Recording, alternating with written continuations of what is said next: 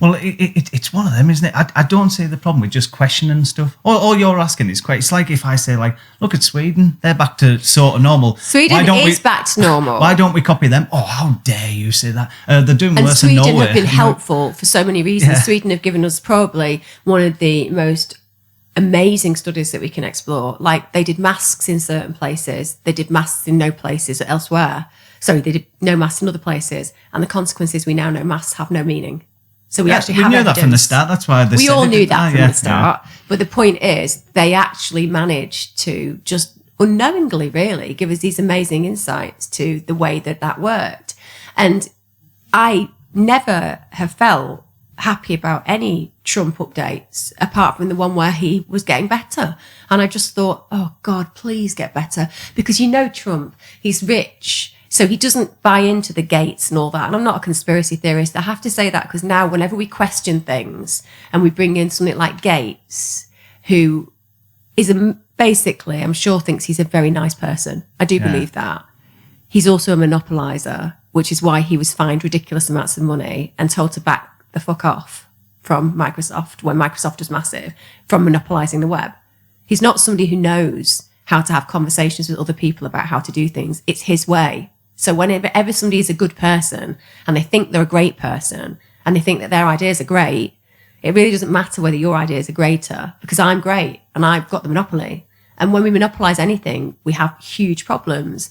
And Trump won't be monopolized that way because he's more interested in his own personality and ego. So that means that when he comes out and says, I know COVID, I've got better than COVID ever.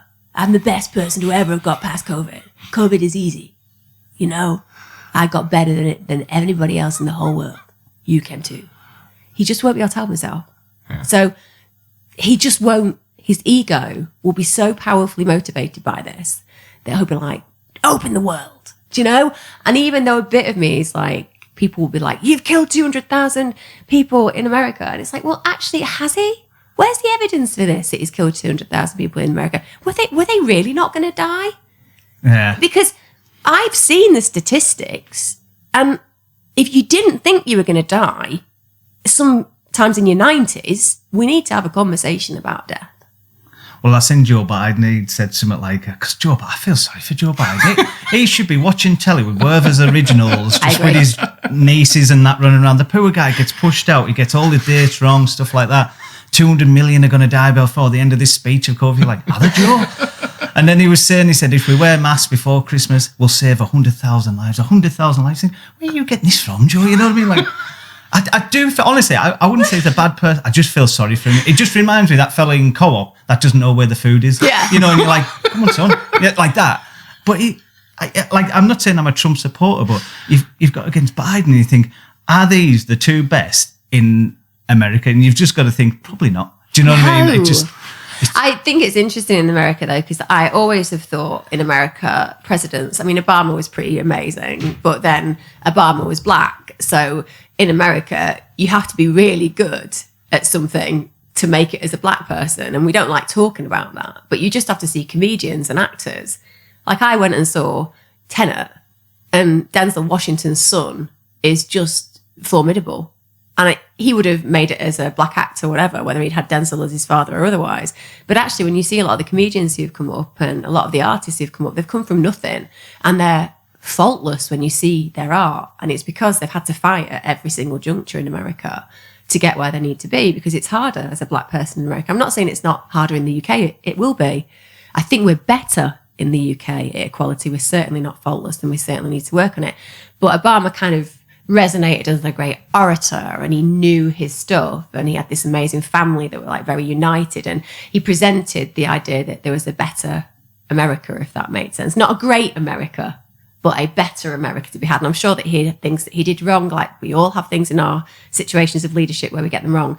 But I didn't think he had the same manipulation behind him as others. And I do think that America usually has people behind the scenes who are powerful, manipulating.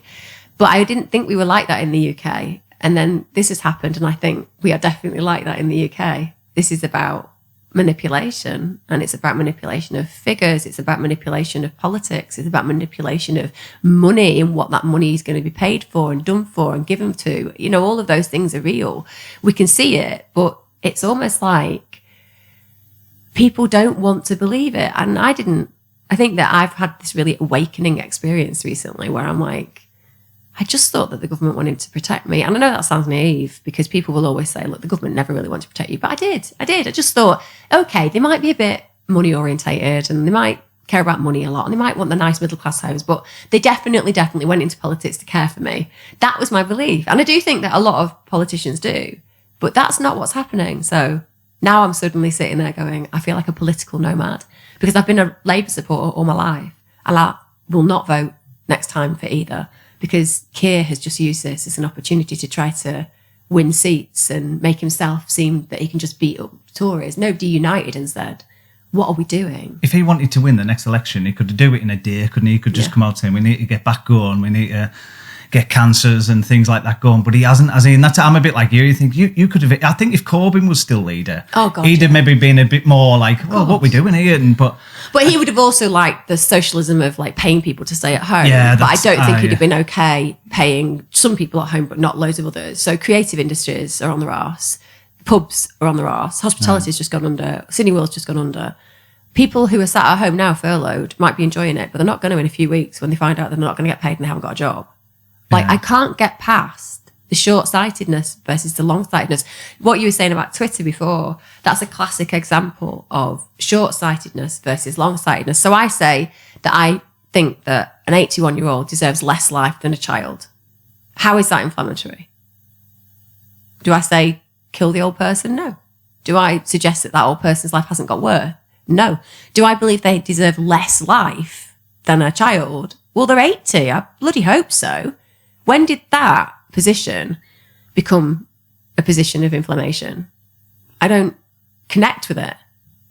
It's a weird argument now because if you go slightly against COVID, it's like you've just gone out with a machine gun. You're going in old folks' homes. You know what I mean? Like it's more of a it's like if you had a serial killer running loose in Manchester and they dropped a nuclear bomb and said, we've got rid of that serial killer. You're like, yeah, but there's a lot of other damage you cause there. And that's a similar sort of analogy. So what we're doing. Do you know what I mean? Like you are getting rid of the problem, but you're causing more problems around it. And that's right. It just them conversations should be having in Parliament. How we could do it better. You look at like Taiwan, they've done track and trace better than us. Go and copy their system. Sweden, integrating normality, like learn off other countries, not just like we're the worst on the planet, aren't we? Like if you look at the figures, then people who run it, you just get sacked. If you're a wagon driver and you just get crashing every time, you get sacked. Whereas in government, it just seems to be, you can be terrible no matter how many times, and we'll just keep going. You break the rules, you can do whatever you want, just like knock yourself out, you can do whatever you want, it's fine. There's a club that protects you.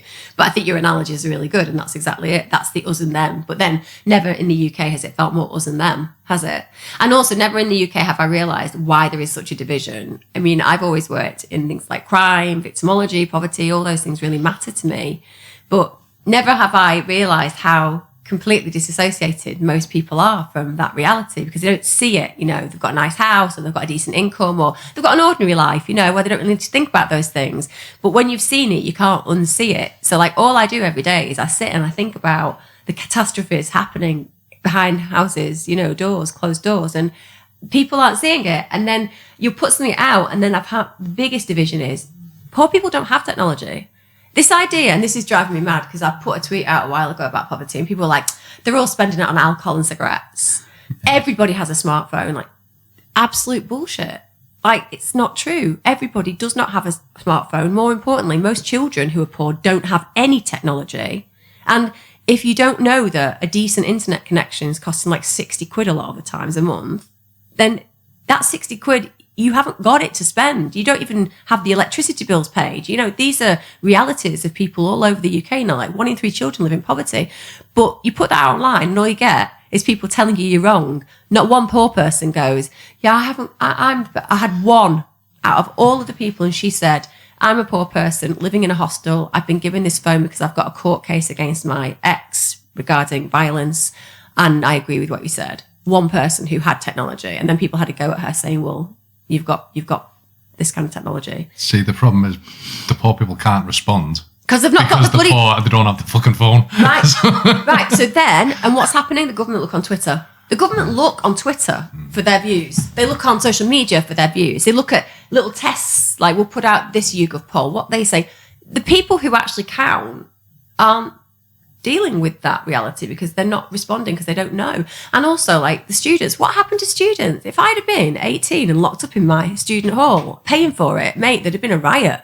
Yeah. Like I went to riots when I was, protests. Can we just caveat that? When I say riots, I mean protests. I went to protests when I was a kid, and I'll take my boys because that's what they've got to see. They've got to see that, the common working person wants a better country than we're getting now. We want democracy, we want freedom.